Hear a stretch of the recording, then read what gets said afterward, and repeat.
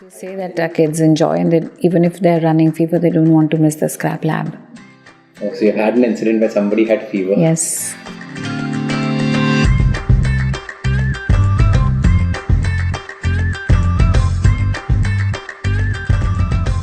Definitely, this is an ideal example of experiential learning, and education is all about preparing you for life. This prepares you for the real life. Quite possible after seeing these things and all that what the children have experienced in the last 6 months, I'm sure they may develop their own theories, which may be different than by which this has originated. How can I say what Einstein said was absolutely right? There may be a time when people will say it's all obsolete now.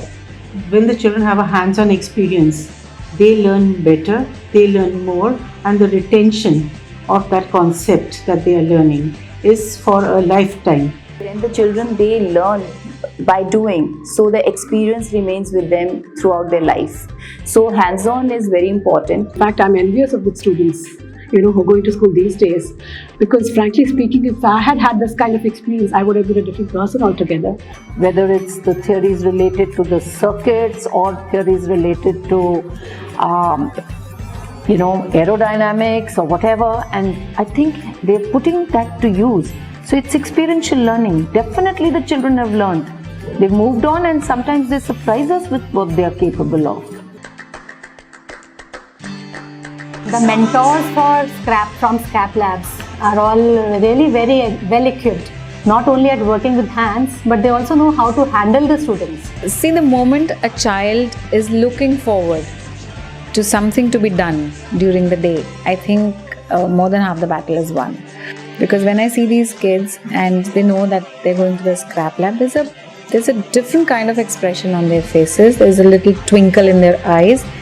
Oh ma'am, we are going for the scrap lab. It's that high-end tone. Oh ma'am, we are going to the scrap lab.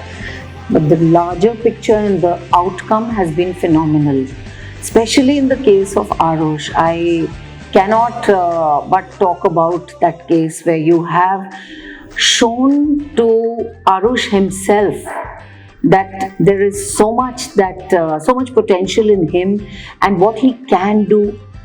From learning, from memorizing, from understanding, from comprehending, the last step that we want our children to do is to create.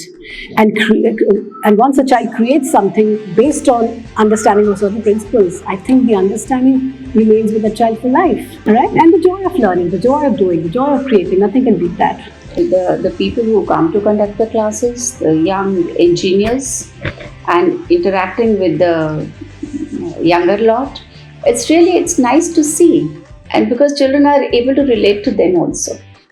I met almost every Saturday whenever they were working. I have spoken to the children directly once the class was over. Not even a day I can place when children were not happy.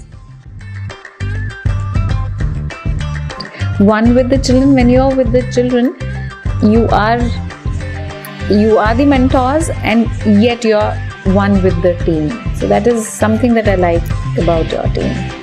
So when I walk into those classes where these kids are working with their kids, which is very attractive, I can see the joy, and this is one activity they look forward to. They're very proud to carry their kids.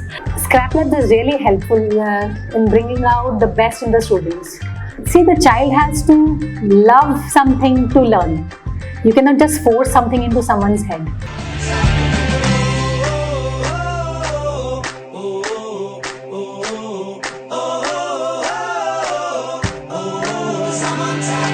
If I was to think like a student, I would always want to be in the practical lab rather than in the class. As I said, every child is different. So some children may be abstract by nature. So they may see things but still not like it, because their way of thinking is totally different.